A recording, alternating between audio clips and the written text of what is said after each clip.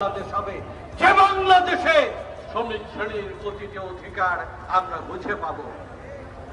সেই লড়াই পর্যন্ত বিজয় অবধি ধৈর্য ধরে শ্রমিক শ্রেণীকে বিচক্ষণতার সাথে নেতৃত্ব দেওয়ার ভূমিকা পালন করার স্বনির্বন্ধ অনুরোধ রেখে আজকে বাংলাদেশে যে শ্রমিক জাগরণ ঘটেছে, বাংলাদেশে যে ভাগ্যহত মানুষের মধ্যে যে স্বপ্নের জাগরণ ঘটেছে, বাংলাদেশের সকল শ্রমিকের মনে শক্তি জুগিয়েছে জাতীয়তাবাদী শ্রমিক দল।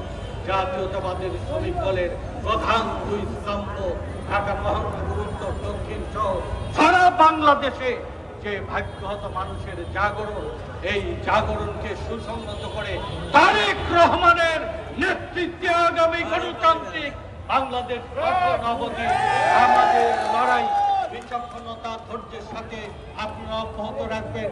কোনো উস্কানিত নয়, কোনো শৃঙ্খলতা নয়, কোনো হিংসা নয়।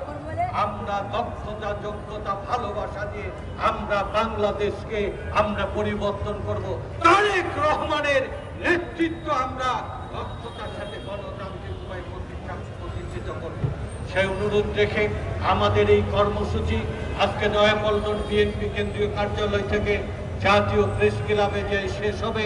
আমি জেলা, আমি মহানগর এবং কেন্দ্রীয় নেতৃবৃন্দকে মিছিলের সামনে দাঁড়িয়ে আমরা প্রেস ক্লাবে যে শেষ করার আগে আপনাদের কাছে অনুরোধ করছি, প্রতিটি দপ্তর, অধিদপ্তর, অঞ্চল, থানা এবং প্রতিটি অঞ্চল কমিটি নেতৃবৃন্দকে অনুরোধ করব, আপনাদের নেতৃত্বে আগামী দিন চলবে। আপনাদের নেতৃত্বে সকল ভাগ্যহত মানুষ আশয় এবং আস্থার জায়গা পাবে।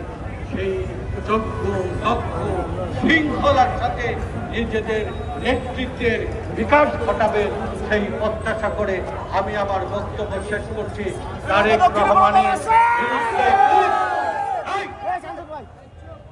আমি এই সভা থেকে পুনর্বার অনুরোধ সহ সতর্কতা জানাবো। গণতন্ত্রের শক্তি, বাংলাদেশের মানুষের শক্তি, বিএনপি সহ সকল রাজনৈতিক দলের আস্থা এবং ভালোবাসার শক্তি। তারেক রহমানকে যথাযথ সম্মান দিন, আপনারও স্বার্থে, আমাদেরও স্বার্থে।